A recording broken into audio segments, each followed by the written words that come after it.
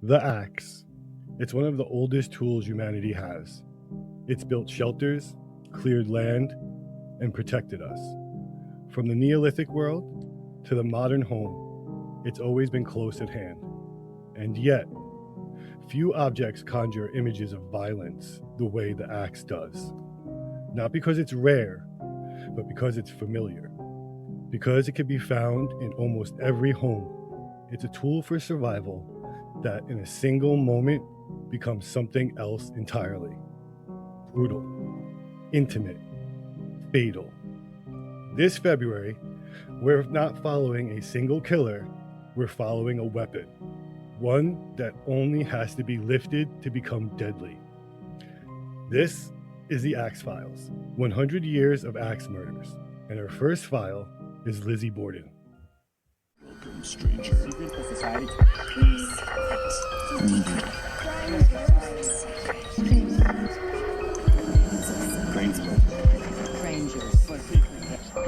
Society. Welcome to the secret society. Strangers?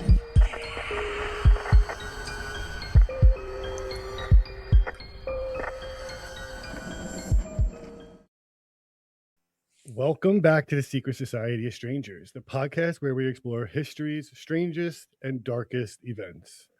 I'm your host, Lee, and of course, I'm joined by the best co-host I could have, Jen and Josh. What up?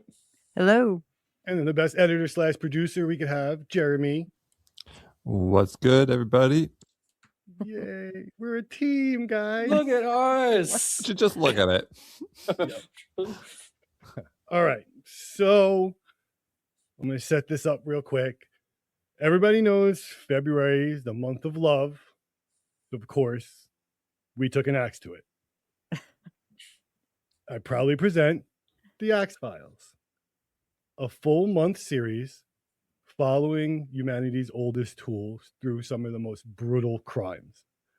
4 cases, 1 weapon, 0 romance, lots of blood. I guess I should follow that up with a content warning. This episode contains graphic violence, domestic murder, and details of crime scene depictions. And some blood math. Blood math. All right. You ready to open file number 1? Let's get it. Let's do it. File number 1, like I said, is Lizzie Borden, and it's often referred to as America's first true crime obsession. And after 130 years, we're still arguing about what happened in that house. Yeah, we're still talking about it right now. Right now. Exactly. Right now. And for about another hour. Yeah. On August 4th in 1892 in Falls River, Massachusetts, at approximately 11:10 in the morning, police responded to 92 2nd Street, where they ultimately would find 2 separate murder scenes. One so brutal, so intimate, that a quiet New England home was transformed into one of the most enduring, unsolved mysteries in American history, and a crime scene that would make Dexter blush. Ooh. Scene 1. Scene 1 contains Andrew Borden, age 70, lying on the parlor sofa, face down, completely destroyed by 11 hatchet blows. God dang. Scene 2 is upstairs in the guest bedroom. Abby Borden, Andrew's 64-year-old second wife. She's found on the floor with the back of her head smashed in at least 19 times from what appears to be the same weapon. If you're keeping count, that's around 30 blows in total. That's so many. Yep, from one assailant, assuming one assailant with the same weapon. This person should be, after the second murder, definitely covered from head to toe in blood, with blood patterns and splatter up the walls, cast off on the ceilings from repeatedly swinging the axe. Yet, when police arrived, they found Lizzie standing in a clean dress, neat hair, composed demeanor, and not a single drop of blood on her anywhere. And no one has been able to explain how that's possible. That's so terrifying. Could you imagine just walking into like that graphic of a scene and just seeing like just this pristine child? He's so And- terrifying. And no one's like, they went that way. No one's Yeah. saying, the right. doors are all You're just locked. staring at each other. Like, I don't know. Like, you guys, Demon guys child. called us, right? Like, what's going on here?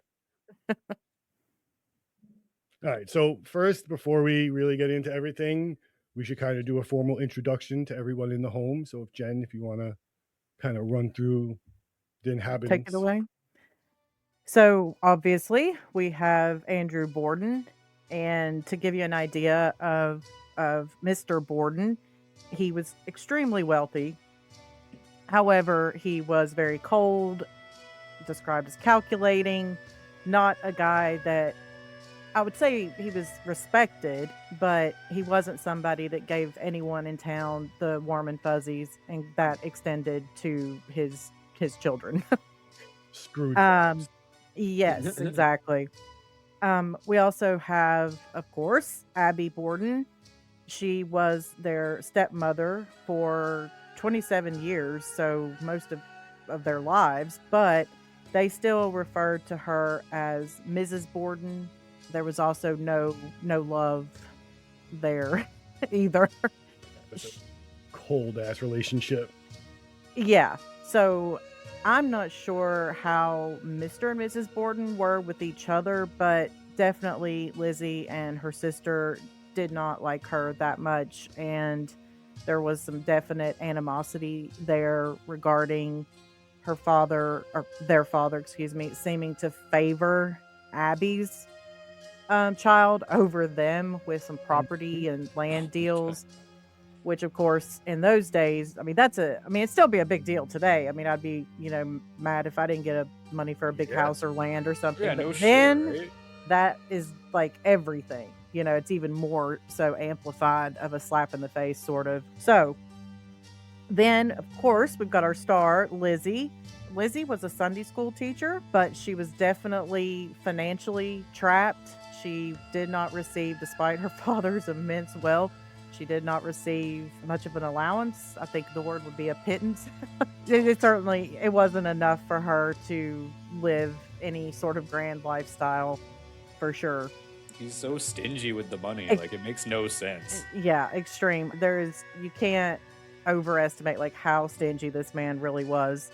Can't take it to your grave, man. What are you gonna do with it? Oh, No. You learn the hard way, I guess, right? kill. For real. Yeah, he definitely found out. And so Lizzie at this time is 32 years old. And she also has an older sister, Emma, who was 41. Emma is not at home during the murders. That's just something important to note, that she is away. And also, people are always really interested, because you take note of their ages, that they are still living at home. Neither one of them is widowed, so it's not like they were out in the world and had to come back home or anything like that. They literally were just, I mean, the old term, they were old maids. Yeah. Like socially, because Like, on paper, Lizzie's like a catch. She's a Sunday Yeah. school teacher. She's the daughter of a wealthy man. Like, you would Yeah. imagine any guy would be like, yo, that's my key right there. yo, done Yeah, deal. Wife her up. Like, Yeah. she's Right. out here not. For either of the sisters, you would think that exactly, they would have had no problem whatsoever. So we're left with personality issues. They were just like big fucking douchebags. Or do they really not want Andrew as a father-in-law? Do they know that there's truly no benefit, that they really don't have any money of A lot of their own? girls too, in like situations, just like, I'd just rather not even try to bring someone home to dad, because it's gonna be disastrous anyway. Right. So those are a lot of questions. I mean, we know the obvious and the things that, would come out in trial, but as far as any deeper relationship between Andrew, especially Andrew, and the girls, from those that, we're not going to know if there were any deeper issues there, but who knows? Anyway, next in the house, we have Bridget Sullivan. She's 26. She is their maid, an Irish immigrant. She ends up being a crucial witness at the trial. And she, correct me if I'm wrong, but she sort of had a conflicting. Yeah, her whole thing kind of changes a few times. Yeah, so it gets a little confusing as to whose side she ends up being on. Sides. Exactly. That's kind of how, like, modern day, I guess, when I look at it, I can't really count her in or out as far as what she says. No, there's a handful of people that could be in. Like, that's part of the issue, is that there are. I mean, just based off of her wiffle waffling, Yeah. it's an issue. So she definitely doesn't, close the door on any one suspect, in my opinion. We also had their Uncle John Morse was visiting them, and he actually had stayed in the room that they ultimately find Mrs. Borden, and that's where he had been sleeping during his visit. But he is not technically, he's not on property. Say As technically. far as we know, he Allegedly. Allegedly, supposedly. There's no fucking ringing doorbells. How do we know anything happened? Yeah, he was not there. So, but it's still, he's going to come into play for sure as a possibility of interest in this case. Yeah. So that kind of sets the scene of characters. It's a cast of characters. Cast of characters. Now let's get this thing rolling and trying to kind of explain the dynamic of this house and how just uncomfortable it would be to be in any given room with any two of these people. May they rest in peace. Yeah, pour one out for them or do something. Like, this is why we do that, like hundreds of sparkling water. There we go. All right, so the house on 2nd Street, it's that in a middle-class neighborhood in Falls River, Massachusetts, like we said. Modest 2-story home, and like Jen pointed out, the Bordens were not a working-class family. He did not need to live under his means the way he did. He was worth approximately $500,000 in their money, which is like $15 million in our money. And you're out here like acting like you're some sort of shit. Right? That makes no sense to me. Yeah. So so put yourself, you're worth 15 million right now, right? Yeah. Are you living without indoor plumbing, with no gas lighting, no central heating? And are you choosing to eat mutton 5 days a week for breakfast? Definitely not. Nah. Didn't think so. Andrew Borden is, for sure. Like, that sounds horrible. How he keeps his pennies in his pocket. Yo, penny pinching for no reason. Absolutely no reason. None. To the point where he would reuse wrapping paper and eat like spoiled food just to not throw it away. Oh, that's crazy. There was this show on History Channel back in the day where it was like people would like save money extremely like that, and they would like reuse paper towels and extreme cheapskates. Yep. Oh, you know I watched that shit. That shit was wild to me. I loved how it was on after American Pickers. Yeah, and then like followed up by like Quarters or like Strange Obsession. Yep. Shout outs to the History Channel for not really giving me history content. So yeah, like I said, frugal gentleman, made his family live like paupers, but then expected them to be grateful. For what? Four walls and a roof. Yeah. For being alive? No. He would give them, like Jen said, like a measly allowance and maybe pay for a trip, like to go see a play once every couple years, probably, or something like that. But I'm sure that's like comes with like, I paid for the tickets, I paid for the ride. Don't touch anything. You're not getting a pretzel. You're not getting a soda. Nothing's happening.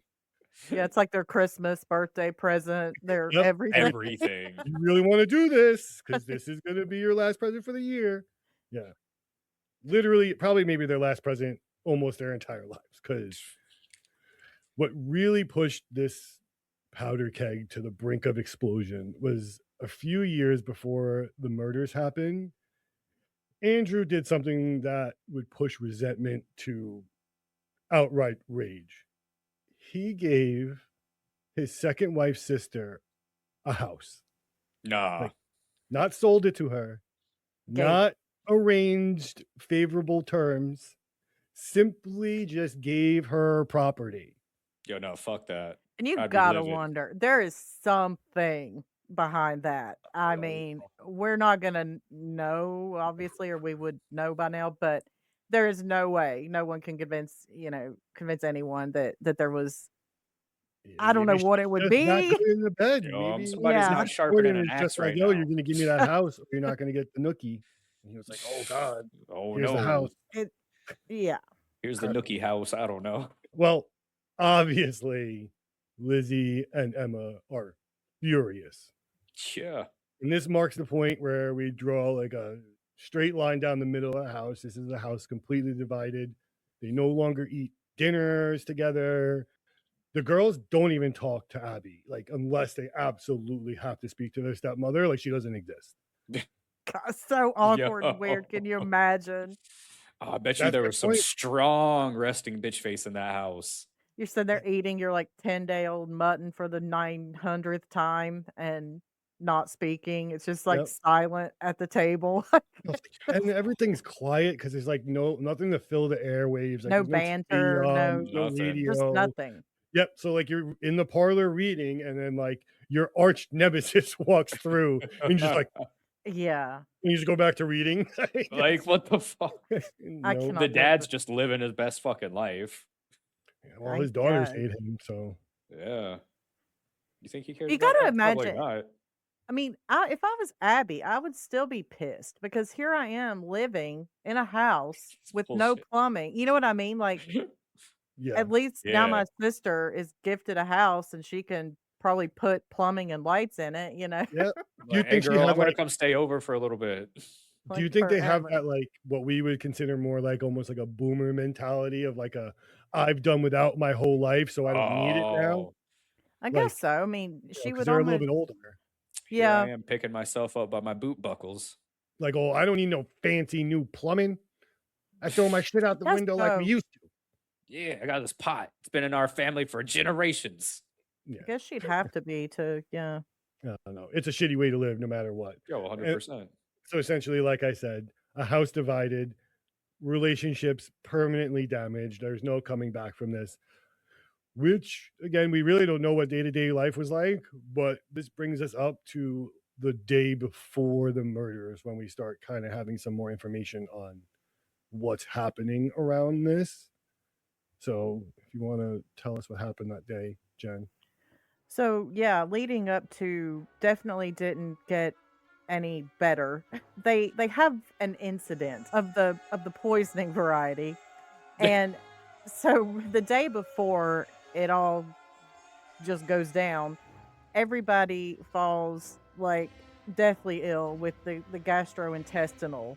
I'll spare you, the Oh, details on man. that in a house. Like with head no out the plumbing. window trying to get air. I'm gonna die kind Like, of stuff. Yo, yeah. no plumbing either. Yo, fuck. Exactly. that. Yeah, that's what I'm saying. Yeah, like you wish you were dead. Gastrointestinal issues. So Don't worry, the you ain't got to thing- worry about it for later either. It's good. Oh, well, yeah. So the issue really is that we don't really know. Could it have been the mutton that he was known to let it get a tinge out of date? Should we say? I And feel like force it's more everyone than to a Hurt anybody? tinge. so that's how it's sort of passed off. But we find out that Abby has made a visit to Dr. Bowen, to the pharmacy, and she has tried to purchase prussic acid, which is obviously a poison, and which is essentially hydrogen cyanide. The Oh, pharmacist does refuse to sell that to her, thank goodness. yeah, why would I sell that to somebody? Because she doesn't have, a prescription for it. She cannot produce. No, for and, him First off, how a do you valid- get a prescription for hydrogen cyanide? Like, how does that happen? So it is used in like farming methods. Like there are reasons to use it on a farm, right? Yeah. But like when the pharmacist asks Lizzie, like, oh, okay, like you have a Why? script, I'm like, what do you need this for? Her excuse was like, oh, I need to strip what animal was it? It was a Seal leather. skin, Seal skin.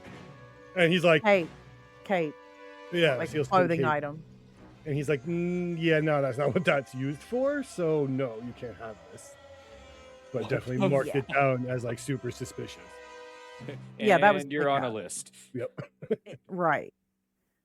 Which is, it's interesting because why, wouldn't you come up with something that you presumably if you know a pharmacy would have it, then presumably you would know reasons that Why? you could get Yeah. away with trying to get it.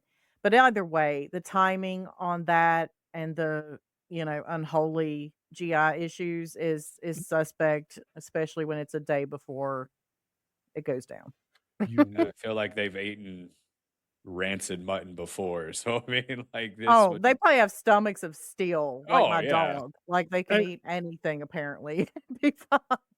but even to your point, Josh, I think like even their behavior the next day is just a testament to how used they probably all are to like this upset GI yeah, for a feeling couple like hours shit.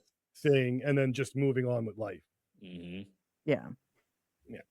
Well, now that brings us what? We're to the day, right?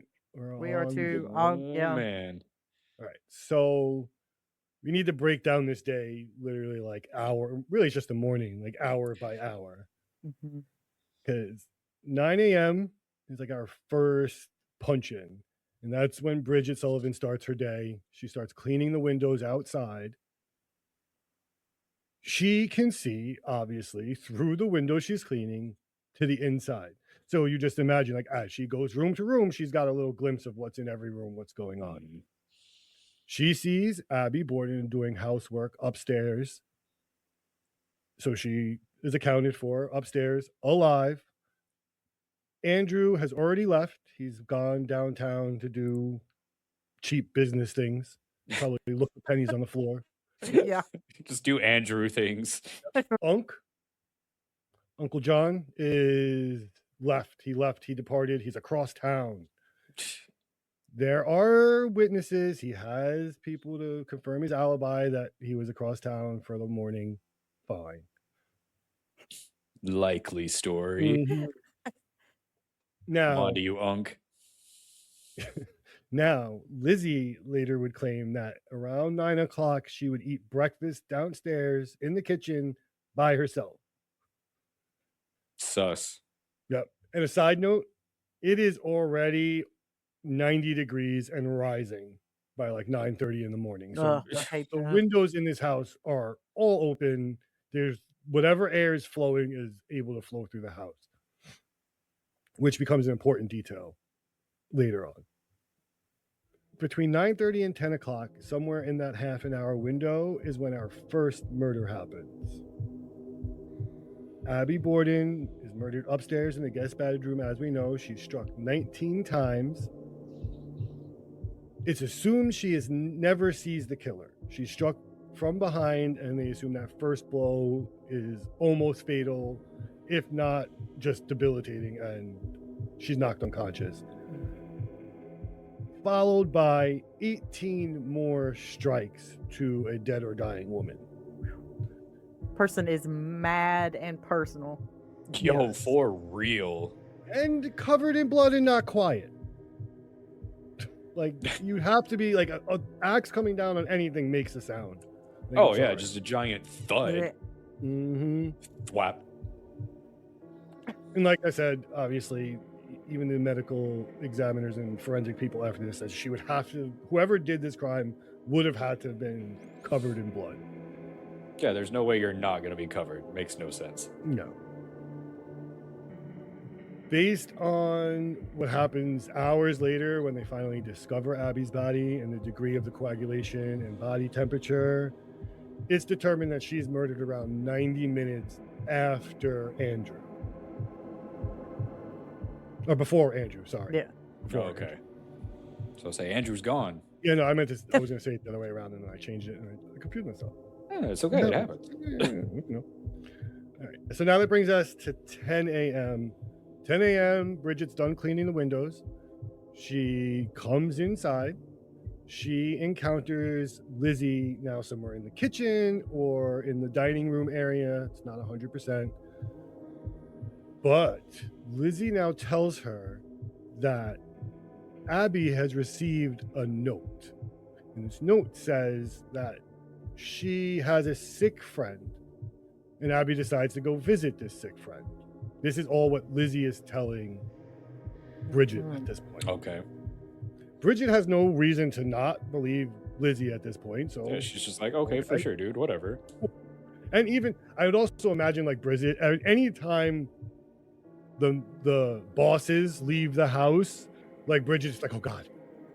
Yeah, probably. For Why? real. Yeah. The boss there, right? She goes upstairs. She actually has an attic like room.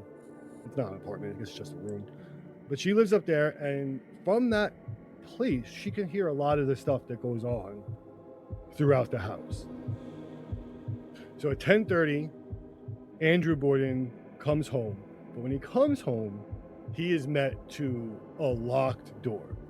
Not just like the bottom lock, not just like the deadbolt, like multiple locks and latches are all locked from the inside. So he's like at the door. I'm imagining he's probably pretty pissed, like rattling it. It's like, Hey, what the look, fuck? This is Yeah. very confusing. Mhm. Yeah, like, why am I locked out of my own house?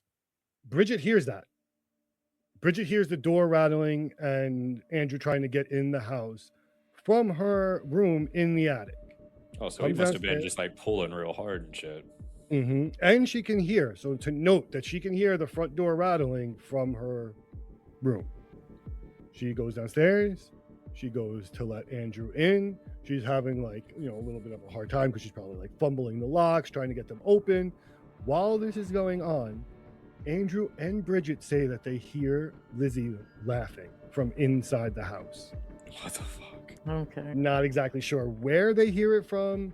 Bridget says she hears it from upstairs. Lizzie later says she's downstairs. Who knows? But we have to question if Lizzie is upstairs at this point. What is she doing? Maybe she just heard a funny joke. Maybe. Or is she checking on Abby, or just trying to like cut them off before anyone could turn upstairs and like just position herself in between the body and anyone that could find out her crime? Probably that one. Mhm. Maybe. Less of So- the joke. Around 10:50, Andrew finally gets in the house, takes off his coat, and is ready to settle down. He enters the parlor. He lays down on the sofa for a nap. He speaks to Lizzie briefly. And Lizzie basically just gives him the rundown. Abby's got a note from someone that was ill. She went to go visit him. And at this point, Andrew also has no reason to question Lizzie's story. Probably feeling sick still from spoiled mutton and the heat. He's a 70-year-old man. I would imagine that a nap is probably the only thing he could do at this point. So he falls asleep on the couch. Now, this is a critical window of time. 11:50 to 11:10. Lizzie has an alibi that she is in the barn at this time. She states that she went to the barn to the second floor to find fishing weights to go fishing later in the day. Was she an avid fisher person? I don't know. Can't say. She also says she ate some pears while she was up there. Oh, a little snack, a little pre-murder snack. Mhm. Yeah. She says she's there for about 15 to 20 minutes. The problems, I'm going to say problems with that are, we already know it's almost 100 degrees outside. And if you're in a loft of a barn for more than like a couple minutes, you're going to be very, very Cooked. hot and Yeah. uncomfortable. Yeah. So she's not just sitting up there enjoying peaches, No. like, or pears. That's not like, your place to Right. sit down and eat. She's la-da-da-da-da. No, she'd be fucking roasting. Yeah. It's got to be almost 100 degrees by now during the day, and I'm sure that there's no good ventilation up there.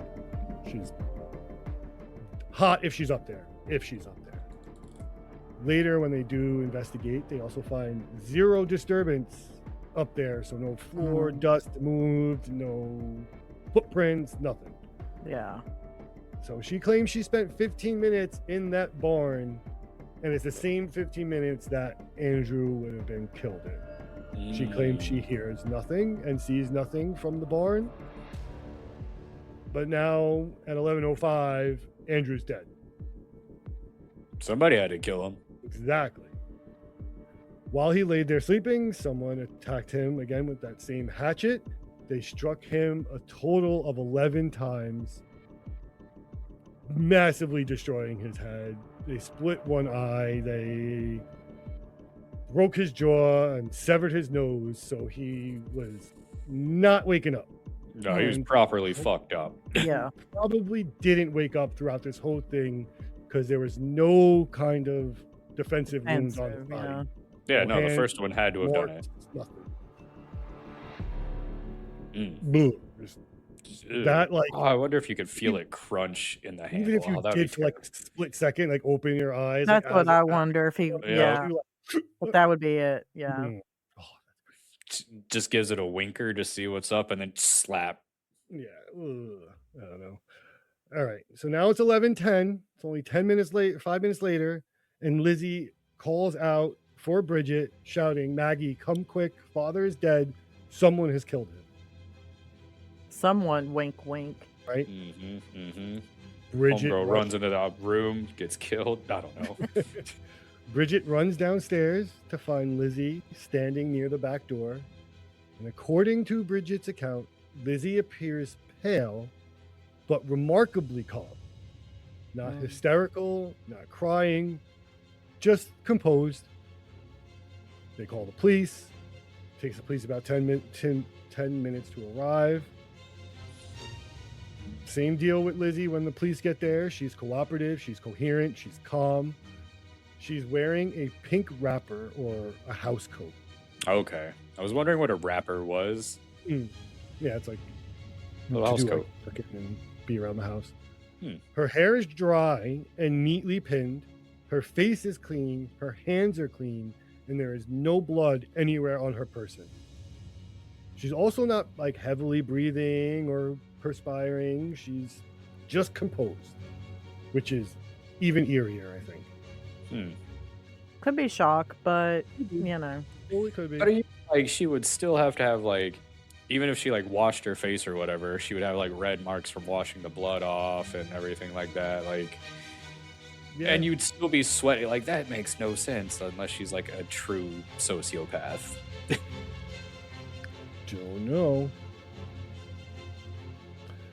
So for over 2 hours, after police arrive, no one, not one cop, no one thought to like clear the house, Right. check upstairs, see if anybody else is in the basement, a barn, nowhere.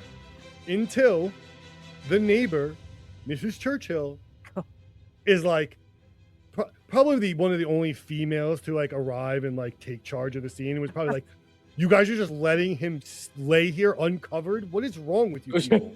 So Just she went letting upstairs. everybody see him. Yeah, she went upstairs to go get like a sheet to cover Andrew. Oh boy. Her and Bridget are upstairs now, and now they find Abby face down in the guest bedroom. Damn.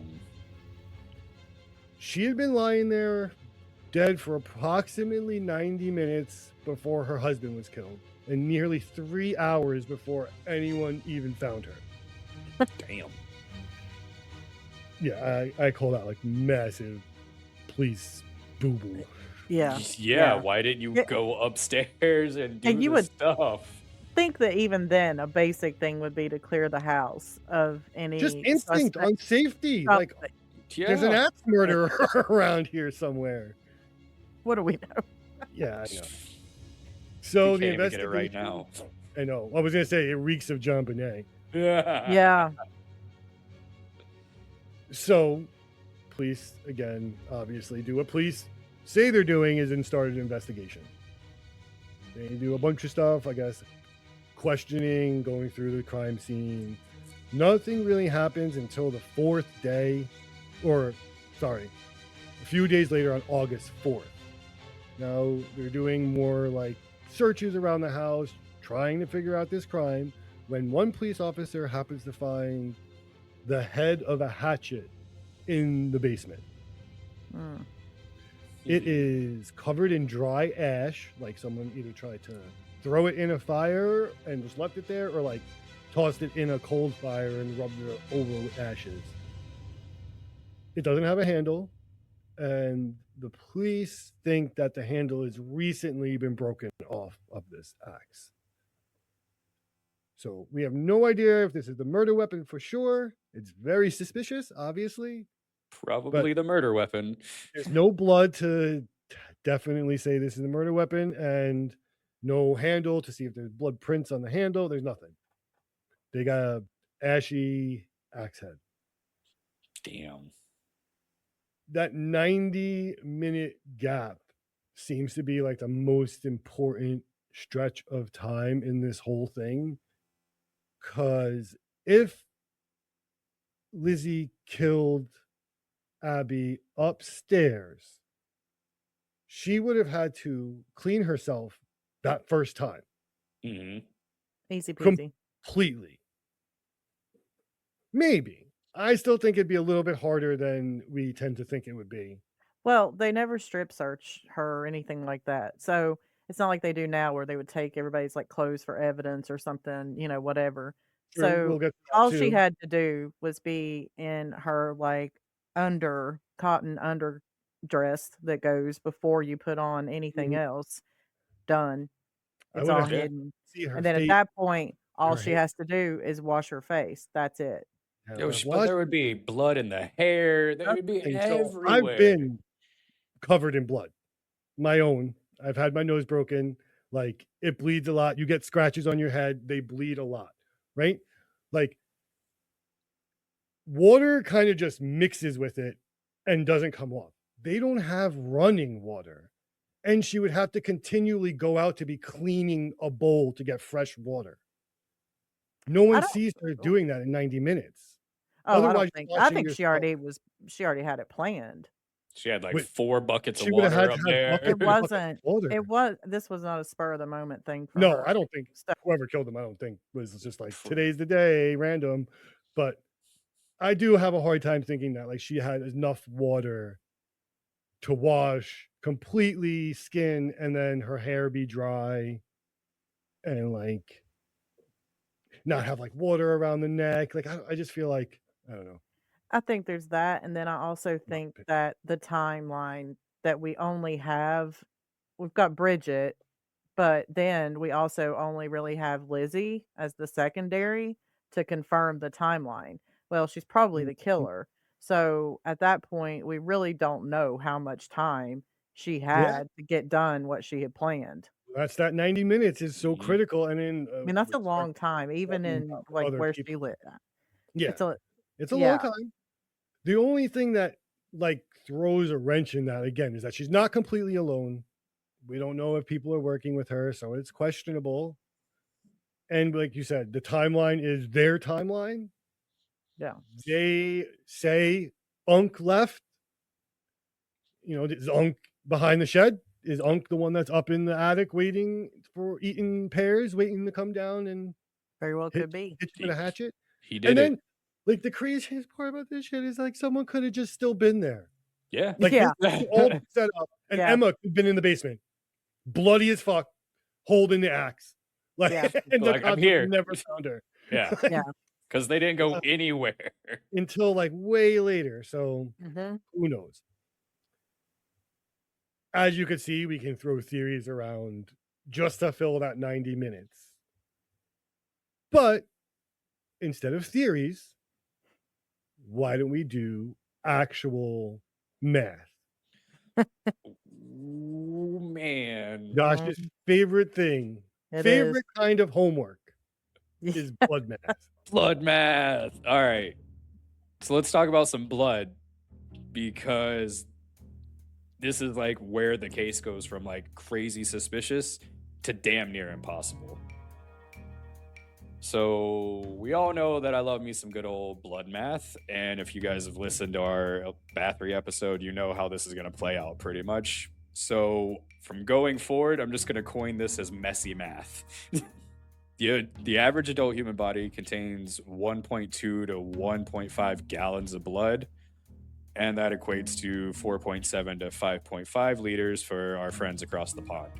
Head wounds usually bleed profusely, and the scalp is one of the most like vascular areas of the body, and it's I just told you so. What's up? I told you so. See, did say it. It's just because it's just so like packed with blood vessels like that are like really close to the surface because you don't really have anything up here. Like it's just Excuse me, you're skin. bald too, sir. It's not Yeah, very nice. I know. You know I don't have anything up there. You don't have to point it out all the time. I just need somebody to share my pain. Bald is beautiful, okay? So, did you know when you sever a major artery like the carotid, blood just doesn't just leak, it just sprays everywhere because it's just under so much pressure. Just reminds me of like those old school garden sprinklers where it's just like everywhere. Okay. And it can spray up to like 4 to 6 feet. So it's essentially you are a human garden sprinkler. Yeah, it is kind of crazy the pressure that is in there. That like Exerts that force. that's the Yeah, that's one crazy. thing I feel like Tarantino movies, like the only blood thing that they got right is like Yeah. if it's in your neck, like it is like. I do love me a good old like gory blood spray though. Yeah, it's the best. Yeah. And like we talked about in Bathory, blood begins clotting within 4 to 6 minutes of exposure to air, and it starts oxidizing and gets like goopy and what plasma-y and not bloody. So police found Abby, her blood had began to already clot, so she'd been dead for 90 minutes, like Lee said. So the math pretty much checks out because like it was just a big goopy mess. When the police found Andrew, his blood was still actively dripping, so very much shorter time frame of like when the cops got there versus when Andrew was murdered. And so that clotting timeline is how pretty much the medical examiners determined that 90-minute gap between the murders. And then we can just sit here speculate all day what happened between that 90 minutes. Right. So another like point to add in that I'm sure people have talked about in the past, but I don't hear much. It's almost 100 degrees. Like that's going to affect the way blood acts. Yeah. Oh yeah. When it hits a warm Immensely. floor versus when it hits, a couch and soaks into it. And like, so, if it's 100 degrees and it's humid, like there might be a little bit more moisture to that blood a little bit longer than like, their 1800 science may just give them. Mm-hmm. But it's also 1800 science. That's what I mean. Like, it's a little touchy. Yeah. To say the least. Yeah. All right, so let's get into Abby's murder room, shall we? For lack of a better name for it. No, I'm going to continue to call it the murder room. So we've already said that she was struck 19 times in the back of the head. And that's just commitment to strike somebody 19 times in the back of the head. Insane. Abby was a larger woman. She was about 200 pounds, give or take, and she fell pretty much where she stood. Like she got hit in the back of the head, lights out, saw the wizard, face down, bed in the dresser. Yeah. I mean, I've been hitting the head so hard to think that like, it's got to, how hard it'd have to be to crush you is what I'm thinking. Like, Oh yeah. that swing of the axe is brutal. Just one. We only needed one. We didn't need 19. Yeah. 1 to kill you and then 18 to grow on. No. Yeah, the overkill is definitely a statement. Yeah, it's personal. It's so personal. Very.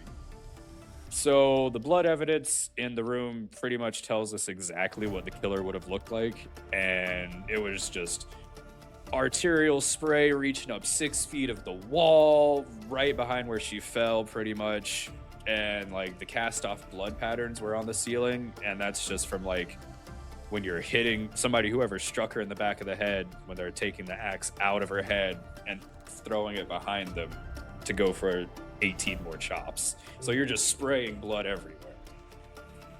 I hate to ask these questions. But Like, this is do why I you love think- getting down into it. Do you think the first blows were with the blade or the butt? Probably a mixture of both, because like they don't say like how clean it was. So like you think you're like Yeah. going to hit somebody in the head with an axe, and like you might like accidentally slip and turn. So it's like blade sharp part and then butt up against it.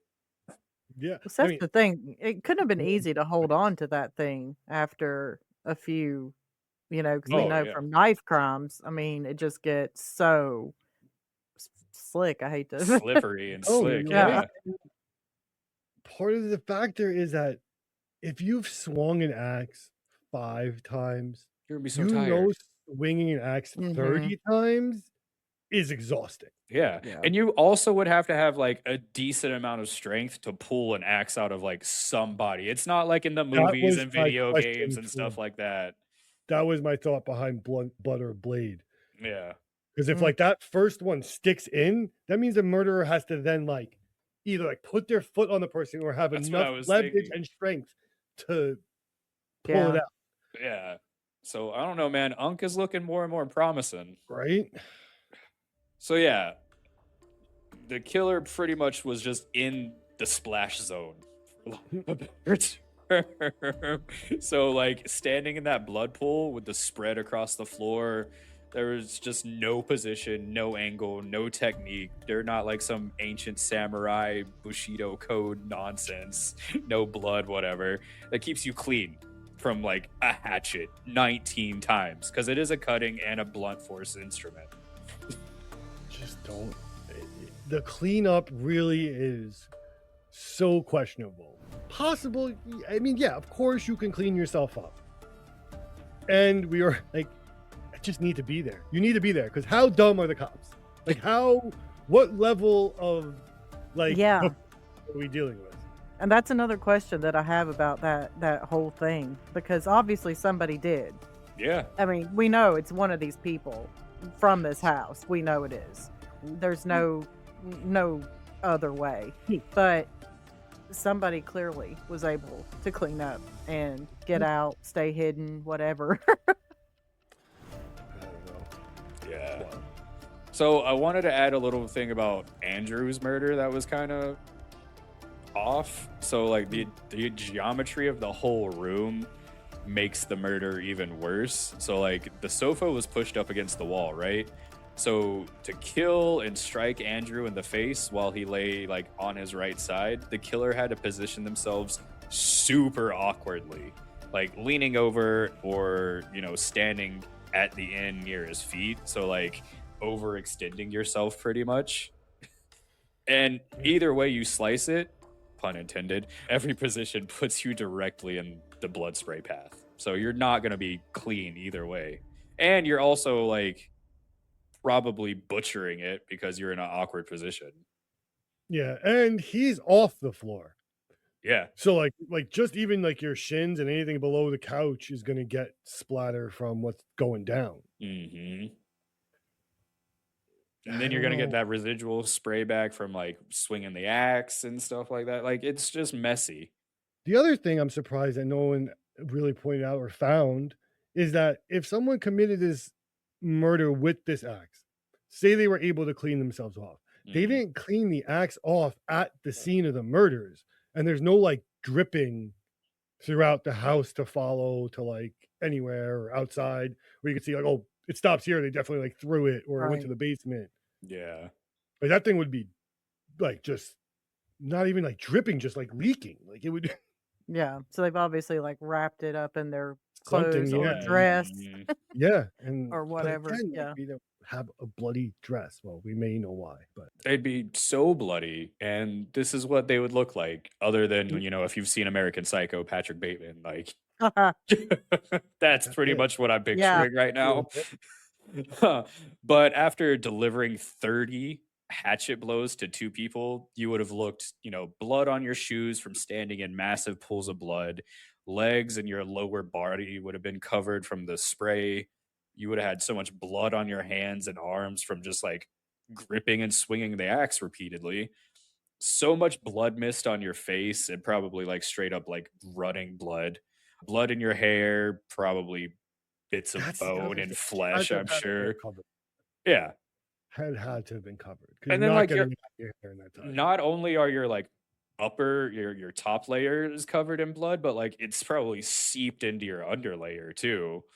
And there's just And no like Jen way. said, your underlayers are the See, only that's thing what, you had because on. you and now See, you remember now a got that's lot. blood. making sense. to overlay. cover, to keep their hair, because obviously they're not like Or women today. They can like brush or fix their hair every Mm. single day. They would Mhm. sleep, in Red a dress. covering. So I wouldn't put it past that. Yeah, she's just in her night clothes, and then all she has to do, and remember, their dresses go up to, they wear gloves as Mhm. part of, and if you're going out. So I mean, she could have, to Gloves, yeah. cover any. So really, all she's got to take care of, and her hair's going to dry extremely fast. It's so hot.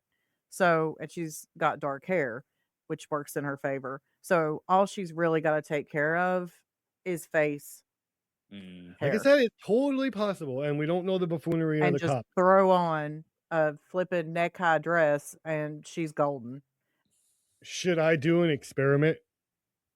Should I do a forensic Oh, test? Lord. I was gonna say, please don't murder your family with No, I 32 have acts of an two. act. I have 2 pumpkins left over from Halloween, and I was thinking I'll fill them up with like food coloring.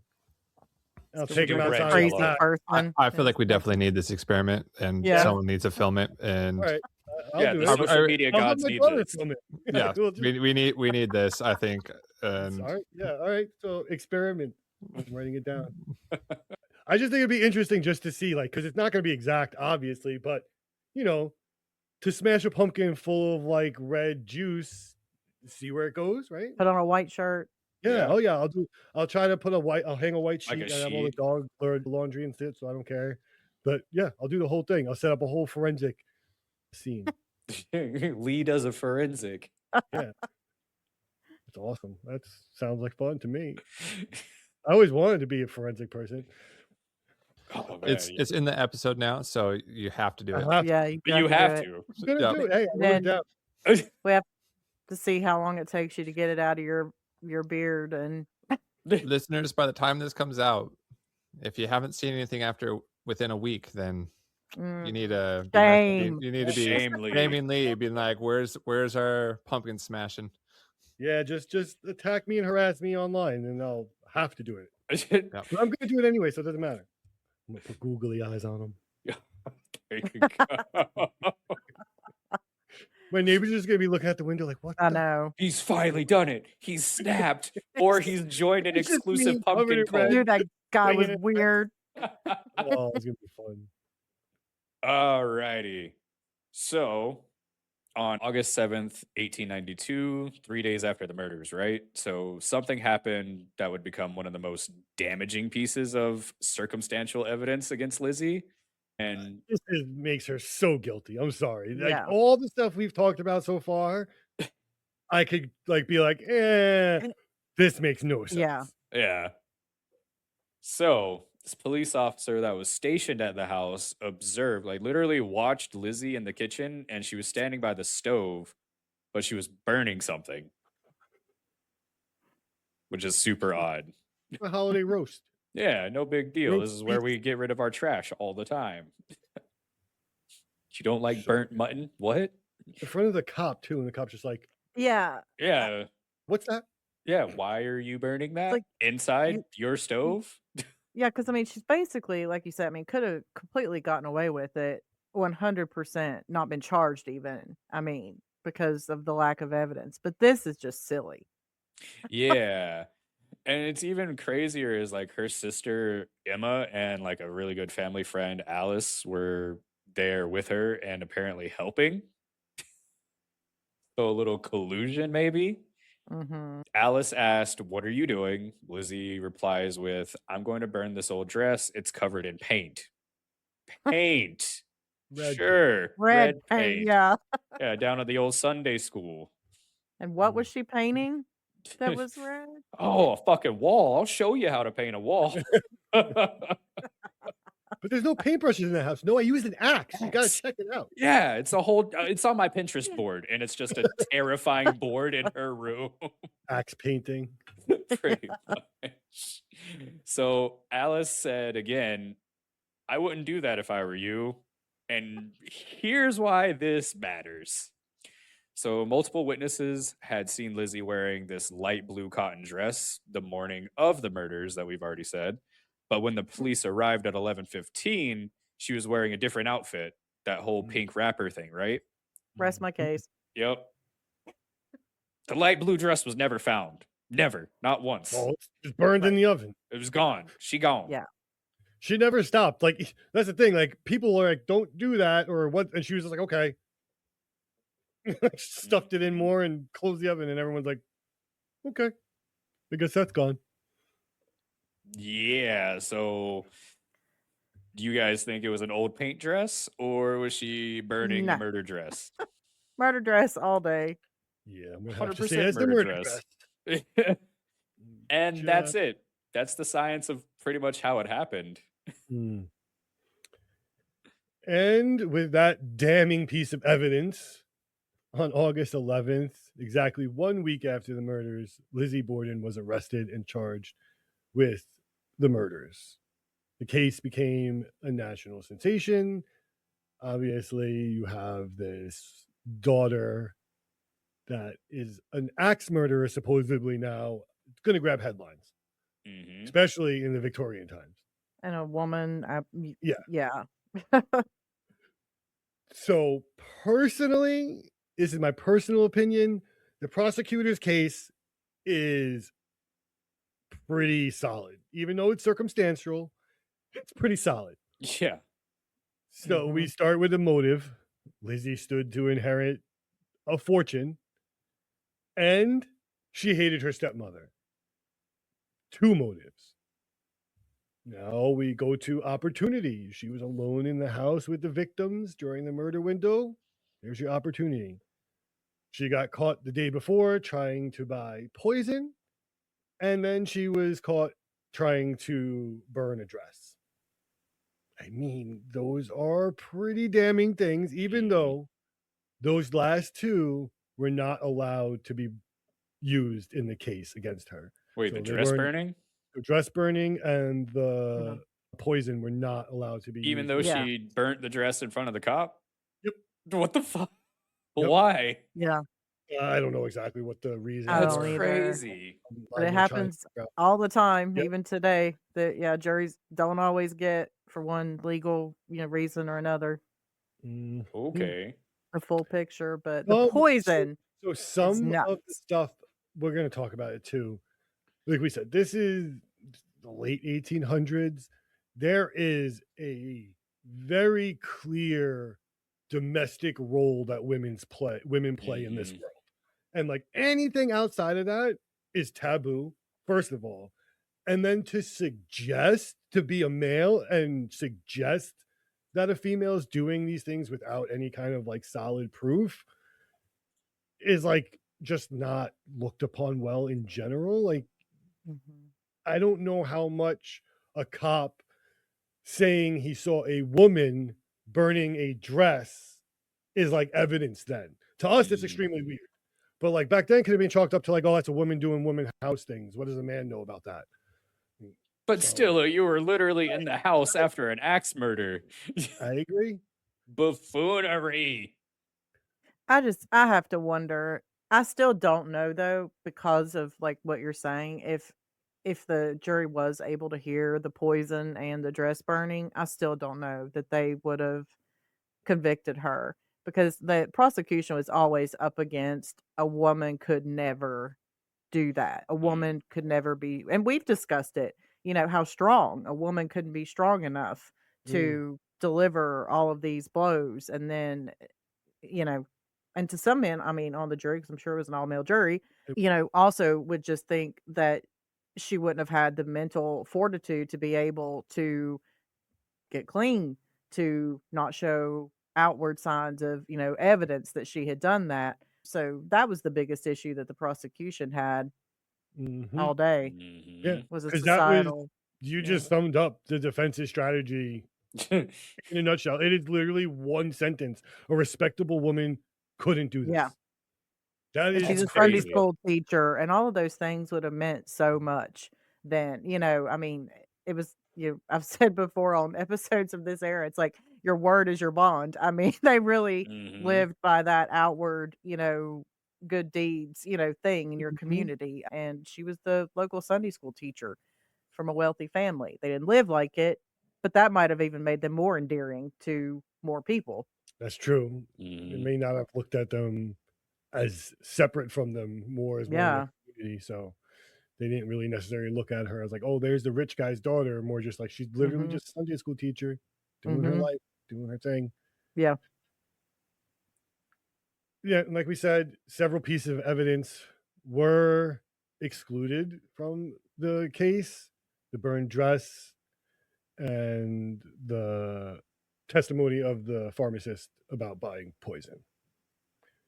On June 20th in 1893, an all-male jury deliberated for just 90 minutes, or 19 minutes, sorry, before returning their verdict.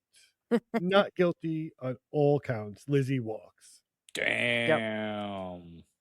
Yep. Uh, The OG That OJ. that's oh what I yeah, mean. They knew murder going just in walks. that they So were No. not. if the axe doesn't fit, you must acquit. Yeah, they never had any intention of listening to that. They had their minds made up. This is crazy. A woman couldn't ever do this. Women That's- axe murder? Just Psh, so why? Then never. who? Then tell me who. Why not give Unk. another suspect? They didn't suspect yeah. Unk. We do. I do. Yeah, well, these fucking cops are buffoons. It is really kind of crazy. And that's the biggest question now is if Lizzie didn't do it, who did? Right. And so we can try to we'll discuss these alternative theories that have emerged since. Okay. Number 1, easy rule out in my opinion, Bridget Sullivan. What motive does she have to do that? I None. don't None. think any. Not as much as the others, but to be an accomplice, potentially. Potential. Mhm. It would be a very risky accomplice, I'll say, but possible for sure. Theory 2, this is has a little more meat to it. Uncle John Morse, Unk. but we got to talk about a verified alibi Yo, across town. So how do we get around that? yo, The you time just In have New one of York. the boys be like, nah, Unk was with me all afternoon. It's possible. And Or back the then there time- wasn't there wasn't cameras, there wasn't cell phones, there wasn't CCTV. It was your word, son. Exactly. Who All right, what's knows? his motive? Homes in this shit. Like, I don't know. This douchebag gave a house to his late sister's replacement sister. Or his not maybe she's not dead. I don't know if A she's dead. replacement sister. But I kind of follow that, but yeah, it really yeah. Took me a Like- second to get there. but this is the brother of his ex-wife. Late wife. Yeah, so if there was some kind of like maybe promise of property to that side of the family, like this side of the family he gave it to, maybe there's some animosity there where he's like, he said he was going to give me the house, he gave it to her. Him and Lizzie and Emma start talking, and then it's like, oh, we got to take these two out. We can get some money, payday. Bingo. Yeah, give me that bag. Yeah. Now we See, have I a think double- Unk. I don't rule out that the three of them for sure. outside the window, and Lizzie just hands him a dress. My hands from these pears. The next would be an unknown intruder. We I got don't- the lock.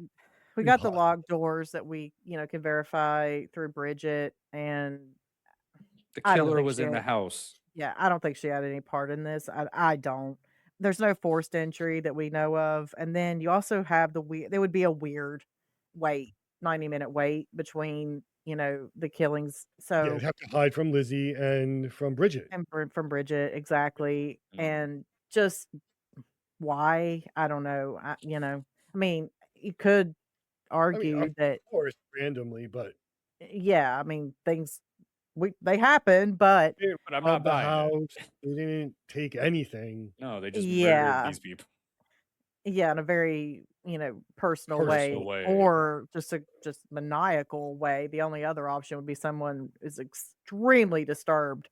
But in that case, would they wait 90 minutes to go when you And had we'd two probably other have two the other murder. people you could maniacally kill in the house? Right? Yeah, You and know, he would have so killed Lizzie. He would have killed Bridget and like waited that's forever. Like, yeah. exactly. So I don't think that holds a ton of water for me either. So you have that, and then I mean, Emma. She is supposed to have not been at the house at all Under that the bed day the whole that time. she's gone. Mhm. But so what I think is more likely is I hadn't thought that much about Uncle John in all the years of read about this, but now I'm like, you're probably right. So the three of them I could definitely see having a part in this, even if it's Lizzie and Uncle John. But Emma, she definitely knows at some point that this is they've done it or something because they end up having like a huge falling out and like never speaking Yeah. again and all Mhm. this. But that would make the most sense that how you could get that done, even if it's that one kills one and that establishes Uncle John, his alibi, while Lizzie is killing Abby, and she's got plenty of time to get herself cleaned up. Because again, we only have her word, and Bridget's busy doing other stuff. And then up in her room, we only have her word as to when it actually happened and how long Mhm. she had. Mhm. Yeah. I don't I don't know. know. I think it's either Unk or the underwear theory, where Yeah, she I killed them mean, Yeah. all while she was, and then she just put her dress on. And like I said, we know we're working with Keystone Cops, so it's, you Too much know, Barney Fife out there. and as she well, proved at trial that nobody's even paying attention to her because she's a woman and they're Yeah. automatically going to look at that scene and discount her. But then she starts acting too damn weird yeah, to Hey, it's women can be ignore. killers too. Oh, I'm yeah, they can. 100. Oh my But god, they can. at that time, yeah. And obviously for her to walk Yeah. crazy. Mm. So America's first true crime obsessive case. I think it's probably close. Mm. Yeah. I don't know many other American crimes that have lasted this long. That like I heard about this when I was like in elementary school. And Yeah. I think No. too, because you have the photographs, which is rare for us to Mhm. have in these, so you have Yeah, crime scene yeah. photographs. You also have the house still standing that you can literally go stay and sleep at. I That's want going to to so bad. We should do that. perpetuate, and then of course it's interesting because it's unsolved. Exactly. Mhm. And that's what I mean, any true crime person knows like the unsolved case. Yeah. It's so exciting because it's like you're waiting for the one little key to just put everything together and be like, oh my God. And it happens. Like if you follow cold cases, there are a few good podcasts. If you follow cold cases, decades later, some person just remembers in the back of some evidence room that they Mhm. Yeah. scraped DNA off a pair of jeans and now they have Yeah. familial DNA and they're catching some murderer that's been Yeah. He's murdering 80 people years for old and years. whatever. Yeah. Like, Yeah. what? That's What if nuts. somebody just moves a dresser in the Lizzie Borden house and it's like carved in the wall? Lizzie did it. You imagine? I was here, Lizzie Borden, Great. 1882. 1882. Yeah, 1882. Yeah, it's like underlined in like blood. And you're like, what the fuck? I don't know. All right, guys, that was Lizzie Borden. I'm sure most people are familiar with it, and if you aren't, I hope this fills you in a little bit. I would love to hear people's theories other than Unc and Emma. Is it possible that someone else was involved? Do you think Bridget was involved? Or do you think Lizzie maybe had an outside accomplice? Maybe she wasn't manless after all. Ooh, Right. secret Ooh, lover. yeah, right? Who Ooh, knows? secret lover to get the inheritance money so they could be rich people. Yep. Who knows? Anyway, of course, thank you as always for hanging out. We really do appreciate it. If you are interested in this kind of thematic monthly series, we have the rest of February coming up. Like we said, the Axe Files.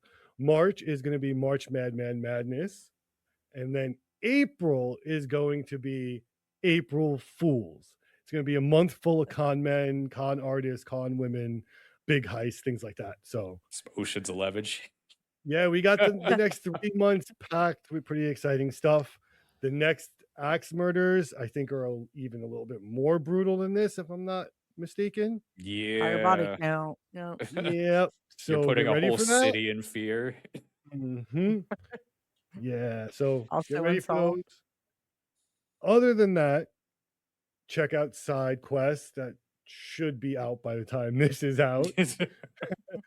Other than that, you could buy us a cup of coffee at buyacupofcoffee / SSOS pod. Hey, Stay strange. Bye. peace. Bye. Thank you for listening. If you would like to join us as a guest, suggest a topic, or have a story you want us to share, we'd love to hear from you.